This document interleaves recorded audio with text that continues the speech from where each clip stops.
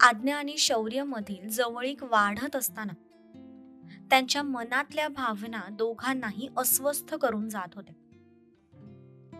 एका अनाहूत क्षणाने नात्यात नवीन गुंतागुंत निर्माण झाली होती, जिथे ओढ तर आहे पण भीती सुद्धा आहे. दुसरीकडे तपस्याने आपल्या स्वप्नांसाठी नवीन मार्ग निवडला होता. नोकरी, आत्मनिर्भरतेचा निर्णय आणि घरातलं वाढतं ताणतणाव, या सगळ्यात ती स्वतःला शोधत होती. सम्राट मात्र बाहेरून शांत दिसत असला तरी त्याच्यात वेगळंच काहीतरी सुरू होतं.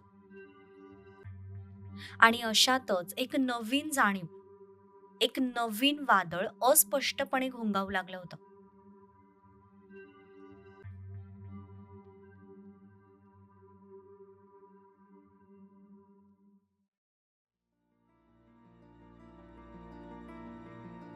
आपण तिच्यावर खूप अन्याय करतोय याची त्याला तीव्रतेने जाणीव झाली. तिच्या पाठीवर असलेले त्याचे हात अजून घट्ट झाले. त्याने उरलं सुरलं अंतरही मिटवून टाकत तिला अजून स्वतःच्या जवळ ओढलं. त्याने शब्दांनी तिच्यावरच्या प्रेमाची कबुली दिली नव्हती, पण स्पर्शाने मात्र त्याने तिला सांगितलं होतं, मी फक्त तुझा आहे. माझ्यावर फक्त आणि फक्त तुझाच अधिकार आहे. थोडा वेळ ते तसेच एकमेकांच्या मिठीत उभे राहिले. काही वेळानंतर आज्ञा भानावर आली. आपण फक्त टॉवेल मध्ये त्याच्या समोर उभे होतो याची जाणीव होताच भीतीने तिचे डोळे मोठे झाले. ती शॉक लागल्यासारखी त्याच्यापासून बाजूला झाली आणि मोठमोठाले श्वास घेत त्याच्याकडेच बघू लागली. तिने दोन्ही हातांनी टॉवेल गच्च पकडून धरला होता. तो देखील कपाळावर आठ्या पाडत तिच्याकडे बघू लागला. तिची ही रिॲक्शन त्याच्यासाठी अनएक्सपेक्टेड होती.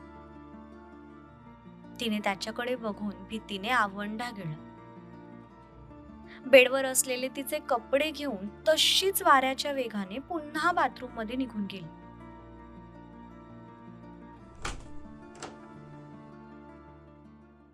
बाथरूम मध्ये येताच तिने दरवाजा बंद केला आणि त्याच दरवाजाला टेकून तिने हातातले कपडे छातीशी लगावले आणि जोर जोरात श्वास घेऊ लागली.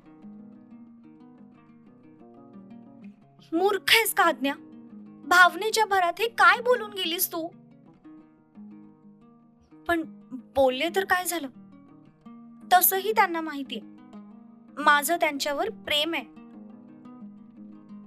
हो माहितीये, पण म्हणून काय अशा अवस्थेत त्यांना जाऊन आय लव्ह यू म्हणायचं का? पण तितक्यात तिला त्याने मारलेली ती गच्च मिठी आठवली आणि आपसुकच तिचे गाल लाल झाले.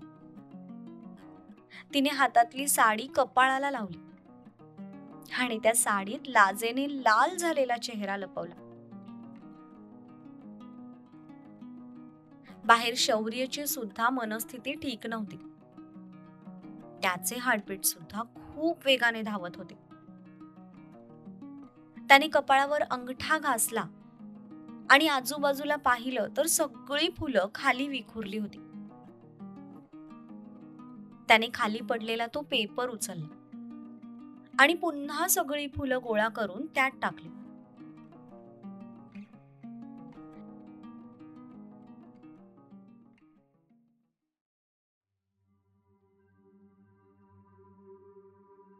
इकडे सम्राट घरी जायला निघाला होता. बॅक सीटवर बसून तो स्वतःशीच विचार करत होता.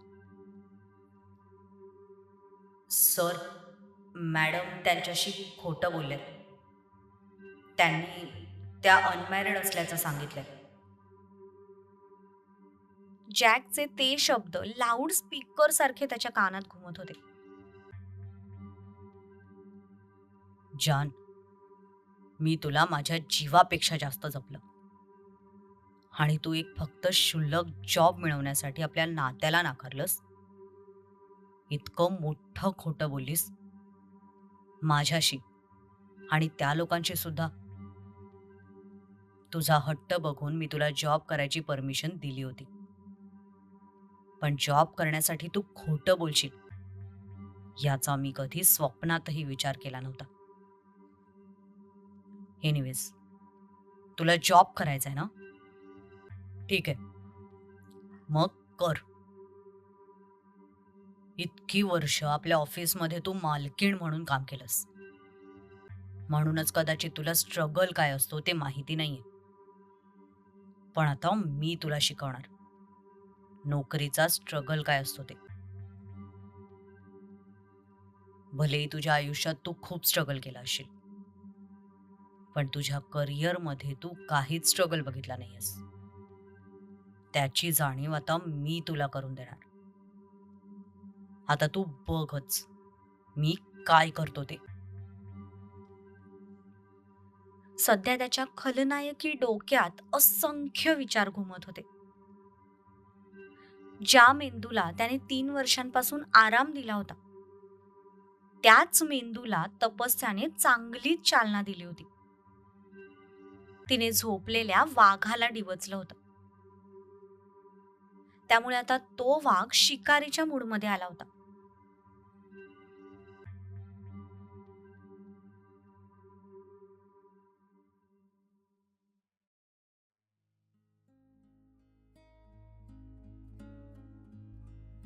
इकडे तपस्या मात्र नवीन जॉबला घेऊन खूप एक्सायटेड होती. दुपारनंतर तिने जाऊन तिच्यासाठी भरपूर कपड्यांची शॉपिंग करून आणली. तिच्याकडे सगळे ब्रँडेड कपडे होते आणि जॉबसाठी तिला जरा नॉर्मल कपडे लागणार होते. तिने तिचं पूर्ण वॉर्डरोबच चेंज करून टाकलं. सगळी तयारी झाली तसा तिने कमरेवर हात ठेवत सुस्कारा सोडला. तपस्या, तपस्या. दुपारीच आत्या आणि आबा दोघेही लग्नावरून परत आले होते. आत्याबाई जवळजवळ ओरडतच तिच्या रूम मध्ये आल्या. हा, बोला ना आत्या. हे काय ऐकते मी? आता तुम्ही काय ऐकलंय ते मला कसं माहित असणार? आगाऊपणा करू नकोस. दादाने सांगितलंय मला सगळं. आता तू नोकरी करणार आहेस म्हणे. हो, मी आबांना विचारलं, ते हो म्हणाले. तू विचारलंस कुठे? डायरेक्ट निर्णय सांगून मोकळी झालीस. इंटरव्ह्यू देऊन आलीस. तुझं सगळं झाल्यानंतर तू आम्हाला सांगितलंस. मला तर सांगितलंच नाहीस म्हणा. मला आत्ता दादाकडून कळतंय हे सगळं. आत्या प्लीज, तुम्ही आता त्या सिरियल मधल्या सासू सारखं बिहेव करू नका. हा, हे बघ तपस्या, मी अजिबात मस्करीच्या मूड मध्ये नाहीये. तुझं हे असं बाहेर जाऊन नोकरी करणं मला जराही आवडलं नाहीये. काय गरज आहे तुला नोकरी करायची? इतक्या सगळ्या संपत्तीचा सम्राट एकुलता एक वारस आहे आणि तू बायको आहेस त्याची. मग जरा संसाराकडे लक्ष दे ना. 3 वर्ष सम्राट जेलमध्ये होता. काही महिन्यांपूर्वीच तो बाहेर आलाय. आता तुमच्यात सगळं नीट झालंय तर बाळाचा विचार करा. आम्हाला या घरात बाळ हवंय, नोकरी करणारी सून नव्हे. आणि तू बाहेर गेलीस तर घरात कोण लक्ष देणार? आत्या, मी सम्राट सोबत लग्न केलंय म्हणून माझी स्वप्न विसरून जायची आहेत का? मला स्वतःचं काहीच मत नाही. आणि बाळ आम्हाला दोघांनाही हवंय, पण लगेच नाही. आम्ही त्यासाठी मेंटली प्रिपेअर्ड नाहीये. निदान मी तरी नाहीये. राहिला प्रश्न सम्राटचा, तर जेव्हा ते जेलमध्ये होते तेव्हा मी इथे कसे दिवस काढले ते तुम्हालाही चांगलंच माहिती. माझी इच्छा नसताना सुद्धा मी त्यांच्या ऑफिसमध्ये गेले, तिथलं काम शिकले आणि सगळं करूनही दाखवलंय. पण म्हणून मी आयुष्यभर तेच करायचंय का? ज्या गोष्टींमध्ये मला इंटरेस्ट नाहीये ती मी का करू? म्हणून मी ठरवलंय नोकरी करायची. आणि मी सम्राटला या सगळ्याची कल्पना दिलेली आहे. जर त्यांना काही प्रॉब्लेम नाहीये तर तुम्हाला काय प्रॉब्लेम आहे? करा. काय नोकऱ्या करायच्यात ते करा. पण तुझ्या नोकरीच्या नादात जर तुझं सम्राटकडे दुर्लक्ष झालं ना, तर ते मी खपवून घेणार नाहीये, सांगून ठेवते. आत्या रागातच बडबडून आल्या पावली रागातच निघून गेल्या. या आत्याबाई पण ना, जेव्हा बघावं तेव्हा यांचा सासू मोड ऑन असतो. सम्राट नवरा आहे माझा, मी का दुर्लक्ष करेन त्यांच्याकडे? तितक्यात रूम मध्ये सम्राटची एंट्री झाली. ओह, आलात तुम्ही? हं. हातातली बॅग सोफ्यावर फेकत तो तसाच बाथरूम मध्ये शिरला.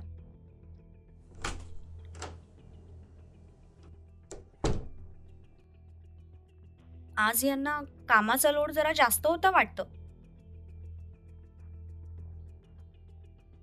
जेव्हाही कामाचं टेन्शन असायचं किंवा एखादी गोष्ट त्याच्या मनासारखी व्हायची नाही, तेव्हा तो असा वागायचा.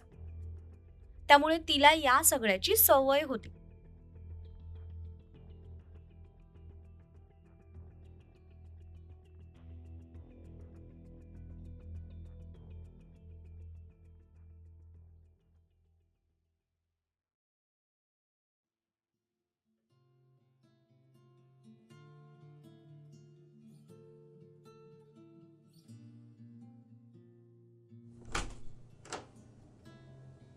इकडे आज्ञाने साडी नेसली आणि ती रूमच्या बाहेर आली. खरं तर तिला बाहेर यायची भीतीच वाटत होती, पण आता रात्रभर बाथरूम मध्ये तर बसून राहता येणार नव्हतं. त्यामुळे हिम्मत करून ती बाहेर आली. पण तो रूम मध्ये नव्हता ते बघून ती थोडं रिलॅक्स झाली.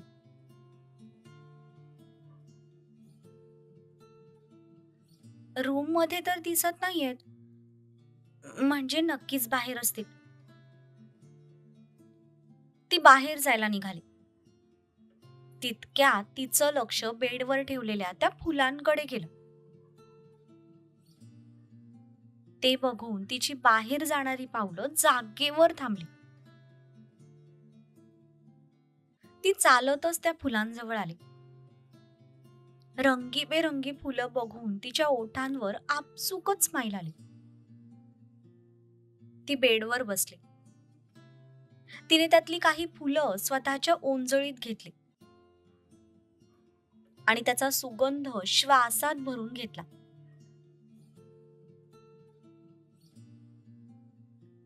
हा, त्या केसचा स्टडी मी चालू केलाय. लवकरात लवकर आपल्याला काम सुद्धा सुरू करावं लागेल. शौर्य रूम मध्ये शिरला तितक्यात त्याचं लक्ष आज्ञाकडे गेलं. ती फुलं हातात घेऊन त्याचा सुगंध घेत होती. ते बघून तो सुद्धा जागेवर थांबला. त्याच्या आवाजाने तिचं लक्ष सुद्धा त्याच्याकडे गेलं. तसा तिने पटकन हात खाली घेतला आणि ती फुलं पुन्हा त्या कागदावर ठेवून दिली आणि लगेच उठून उभी राहिली. चालेल, मी नंतर करतो तुम्हाला फोन. ती मात्र एकमेकात हात गुंफून घाबरलेल्या नजरेने त्याच्याकडेच बघत होती. आपल्या वागण्याने तो चिडला तर नसेल ना, याचं तिला थोडं टेन्शनच आलं होतं. सॉरी, ते मी मघाशी. सॉरी म्हणायची काही गरज नाहीये. It's okay. By the way, फुलं आवडली तुला? हा, छान आहेत खूप. तुझ्यासाठीच आणली. बरं, जेवण रेडी आहे का? मला खूप भूक लागली. हो, रेडी आहे. मी जेवण गरम करते. ती सरळ त्याला क्रॉस करून बाहेर निघून गेली. तो फ्रेश होऊन बाहेर आला तोपर्यंत तिने जेवण गरम करून टेबलवर आणलं होतं. त्याने टीव्ही ऑन केला आणि न्यूज बघू लागला. तर दुसरीकडे ती दोघांसाठी प्लेट्स बनवत होती. पाण्याचा ग्लास घेण्यासाठी त्याचं लक्ष त्या बाजूला गेलं आणि पाण्याच्या ग्लासऐवजी त्याची नजर तिच्यावर पडली. तिने साडीचा पदर कमरेला खोचला होता, त्यामुळे तिची ती अर्धवट उघडी कंबर त्याच्या नजरेस पडली आणि तो बघतच राहिला. ती खूप नाजूक आणि रेखीव दिसत होती. कधी नव्हे ते आज पहिल्यांदा तो तिच्याकडे या नजरेने बघत होता. तिने बनवलेलं ताट त्याच्या समोर ठेवलं. तसं त्याने लगेच तिच्यावरची नजर हटवली. शौर्य, हे काय होतंय तुला? तू असा का बघतोयस तिच्याकडे? जेवा ना. हा, जेवतो. त्याने मनातले सगळे विचार झटकले आणि चुपचाप जेवण करू लागला. पण आज त्याची नजर राहून राहून तिच्यावरच जात होती.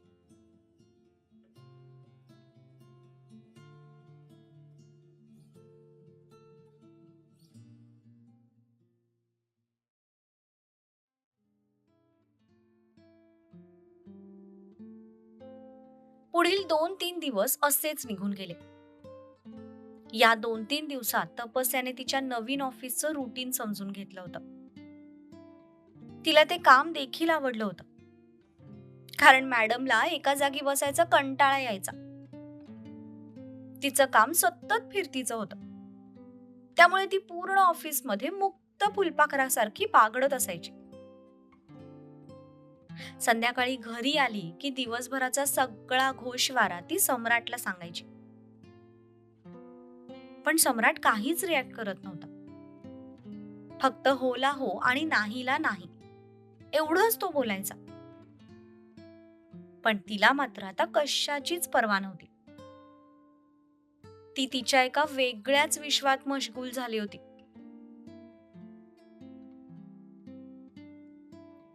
आत्यांनी सम्राट सोबत सुद्धा बोलण्याचा प्रयत्न केला, पण सम्राटने त्यांचं फार काही मनावर घेतलं नाही. त्यामुळे गप्प राहण्या वाचून आता त्यांच्याकडे काहीही पर्याय उरला नव्हता. पण तपस्याचं तसं नोकरी करणं त्यांना जरा सुद्धा आवडलं नव्हतं. त्यामुळे आता त्यांनी तिच्याशी बोलणं थोडं कमी केलं होतं.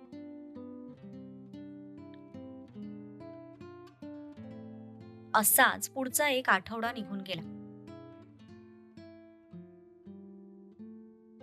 तपस्या नेहमीप्रमाणे ऑफिसमध्ये आली, पण आजचं वातावरण तिला थोडं वेगळंच वाटलं. ऑफिस एकदम चकाचक दिसत होतं. गेट तर छान पैकी सजवलं होतं. कुणाच्या तरी स्वागताची तयारी सुरू होती.